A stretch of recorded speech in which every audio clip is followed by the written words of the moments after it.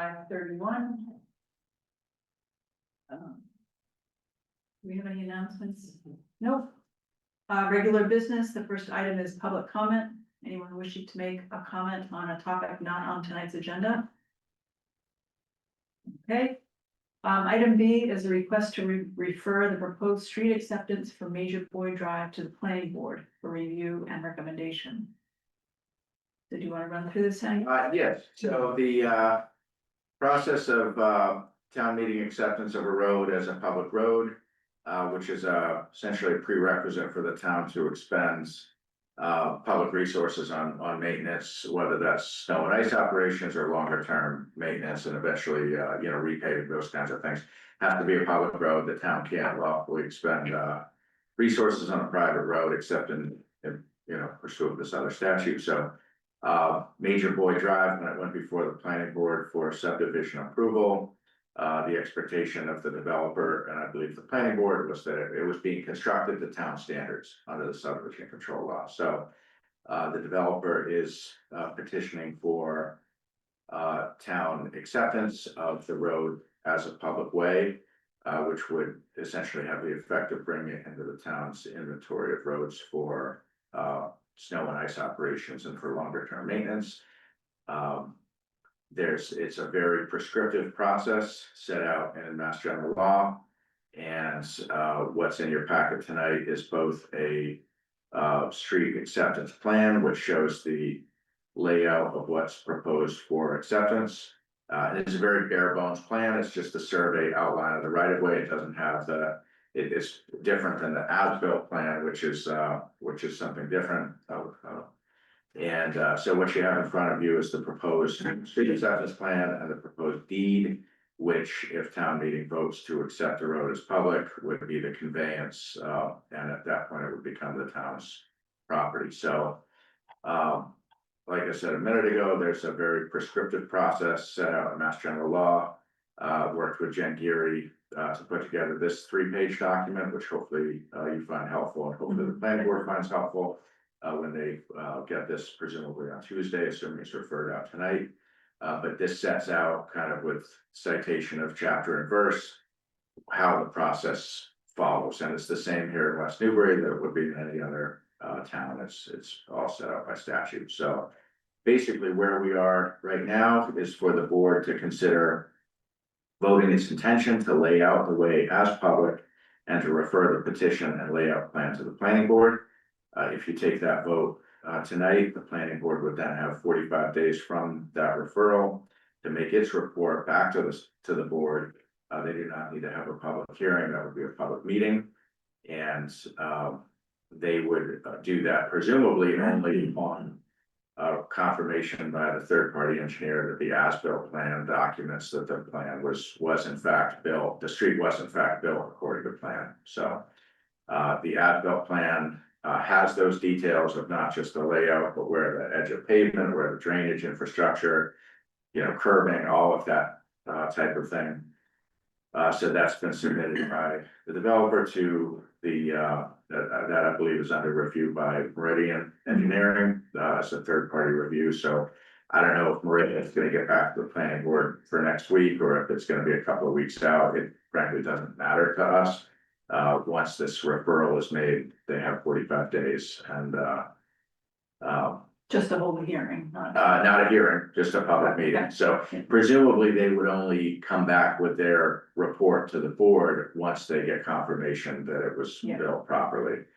We have every reason to believe that it was, but we're not engineers. So assuming the planning board makes its report, it would then go, there's a couple of other procedural steps. But this is on the draft list of articles for the special town meeting warrant, and upon acceptance, it's got to be recorded within a certain amount of time after town meeting vote, and at that point it's a public way. So the one thing I didn't mention is the form of conveyance. This deed has been referred to town council. It has not yet been so town council may have edits to this, so obviously that would all come out in the process. Any questions, Russ? No. I just had one question on the, I remember from planning board meetings, there's an island in the middle with plantings, but Mhm. that's not shown on here. But did the town own the island as well? Correct. Okay, so Yeah. we would maintain it then. Correct, yeah, it wouldn't be on the street acceptance plan, this is just the layout, it would be on the as-built plan.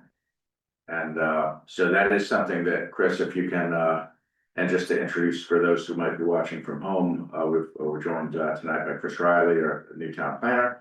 If you can get, once you get a copy of the as-built, just send it along and we'll add that to your record as well. Mhm. Okay. Okay, We have that copy to show completion according to the approved definitive plan, so mhm. they're good on that. And so roughly how big is the island? I mean, the roadway has to be at least, what, 10 feet as it goes around? It's probably somewhere in the order of 20-foot radius, Okay, that's what I was- because the cul-de-sac itself has to meet the subdivision design standards. Yeah. 80-foot length and so forth. Fire trucks. Yeah. Approximately. So one of the things, just Chris, for your benefit, when there was some discussion with the planning board toward the late stages of this, as recently as last spring, as to how the island would be landscaped and whether it would have benches and whether it would have trees. And obviously, one of the town's interests is, long-term maintenance and not wanting to do things that the town's not gonna have the resources to keep up with over time. So I gather, I didn't go to all those meetings, but I did go to enough of, I think there was some idea that there was gonna be like a bench or benches and that the neighbors were gonna like maintain the landscaping, which is great if they do, but over the long term, sometimes that doesn't happen. But at the end of the day, once the town owns it, the town owns it and Responsible, can maintain it in the way it sees fit. yeah. So this leads to a trail easement. And so us accepting it as a public way doesn't impact that at all. It doesn't create more access or take away access from how it was originally planned, correct? No, that was a separate, because that was a separate conveyance of the easement from the developer to Essex County Trails Association, so the town's not a party to that, and I just mean in terms of, so now the public has a means to get to that easement, but there's no parking or anything. Right. well, it's a public road, and basically the select board has the authority to restrict parking on a public road, but you haven't done that in this case, so Okay, someone could go park on the side of the road and that they're fully within their rights to do that unless the board was to adopt parking restrictions there. all right, if you don't have any questions, I'll make a motion. Okay. I'll make a motion to refer the proposed street acceptance for Major Boyd Drive to the planning board for review and recommendation. Second, any further discussion? All in favor? Aye. Great. Item C is a request to refer the proposed draft MBTA zoning bylaw and district location to the planning board for a public hearing. So at our last meeting, we referred to the location, but really this is the complete package with the zoning and the location. So I had gone ahead and printed out hard copies prior to the meeting, so Ross, that's what you have in front of you. We sent out earlier the week via email. The red line draft that had reflected town council's review. So what you have in front of you reflects town council's review. There really were no substantive changes that, we had a meeting earlier this afternoon with town council, with Ian Burns at MVPC, Chris Riley and myself, and Wendy was part of that meeting as well. We basically walked through the bylaw page by page, section by section, to talk through any and all comments that Rob Stein and town council had made. And there were a couple of tweaks, nothing substantive.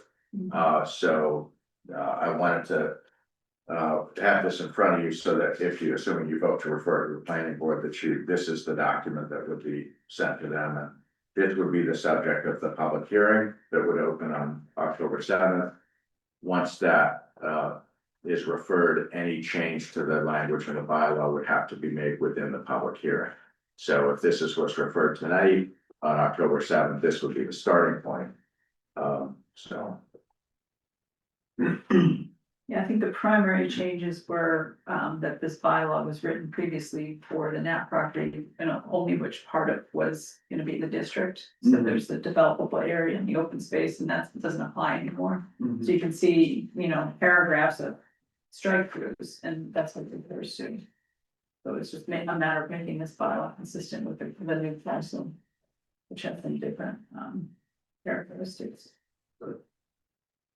And then just some legal, cleanup, wording and, citations and that kind of thing from KP law. I don't think there's anything else noteworthy to, It's like that frontage, we were talking a little about frontage last time, right? So Yeah. that's 20 feet now. Yeah, we put the minimum frontage numerical number back in there with a footnote.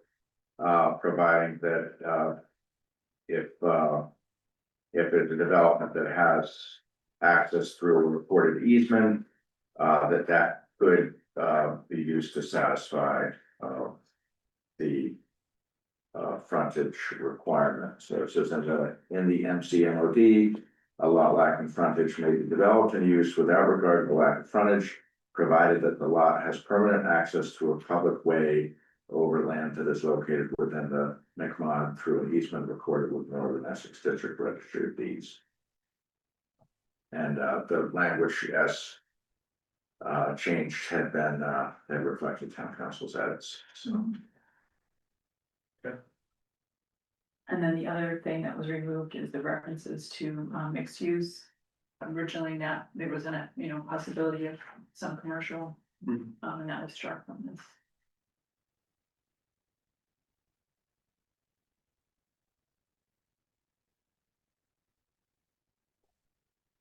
One more thing, when assuming you refer it out tonight, at the same time as sending it to the planning board, it would also be sent to state HLC. Obviously, they reviewed the prior bylaw leading up to the spring town meeting. So we would provide them the markup bylaw showing all of the changes from that bylaw. And ask them for a expedited review in the next 2 weeks or so. So that if they were to find something they needed to see changed, that the planning board would know that prior to October 7th. So they could then, that would be put on the record in the public hearing, and the planning board could recommend changes based on HLC's review.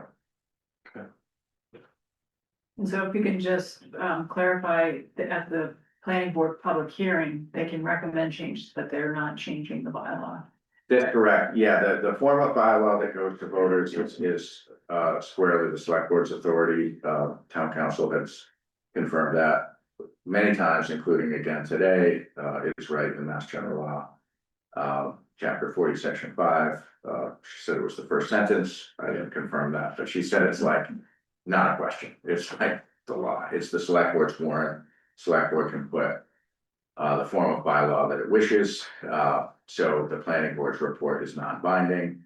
Obviously, if the planning board makes recommendations and it's still timely for the warrant and the recommendations are agreed by the board, you can make those, and then, but if the recommendations come in after the warrant's posted, or if the recommendations were to come in and there were aspects of that the select board didn't agree with, the select board can put the form of bylaw it wishes before the voters, and then the planning board could make its report at town meeting as to, if there was anything it didn't agree with. Mhm. So I think that is a good reason to not continue the hearing past October 7th, because if there are changes we want to incorporate, if the hearing goes till the 28th or whatever the 2 week, then it's not going to be in the FinCom booklet. And I just think that's confusing if there's different sets of, text for the bylaws. Yeah, I agree, but at the same time, you never want people to feel like there's no, like if people have their back against the wall or they feel cornered, like sometimes that's not a great outcome. So this wouldn't be ideal. It would be very challenging, but it would be possible if the planning board, let's say on October 7th, they've they feel that there's some issue or issues that are still like open, that they feel they need more information or whatever the case may be. Let's say they chose to add an extra meeting the following Tuesday, the 14th. Oh, yeah, that would work. They could do that. Yeah. That would put my office in a bind because we'd still have to, the FinCom booklet has to be published in people's hands by the following Monday, October 20th. So the 14th, that wouldn't be great, but it's possible and we would certainly do what we needed to do. So I would rather the planning board, I think it'd be best if they open and closed in one night, but if they really feel they can't do that, if they are willing to add an extra meeting, there's still a way to do that and still get their report into the FinCom booklet. Yeah, I think that would be good. Okay, anything else you want to discuss on this? No, Make the motion, sure. all right, I'd like to make a motion to refer the proposed draft MBTA zoning bylaw and district location to the planning board for a public hearing. second, any further discussion? All in favor? Aye. Aye. Great. How about a motion to adjourn? Motion to adjourn. I'll second that, all in favor? Aye. Aye.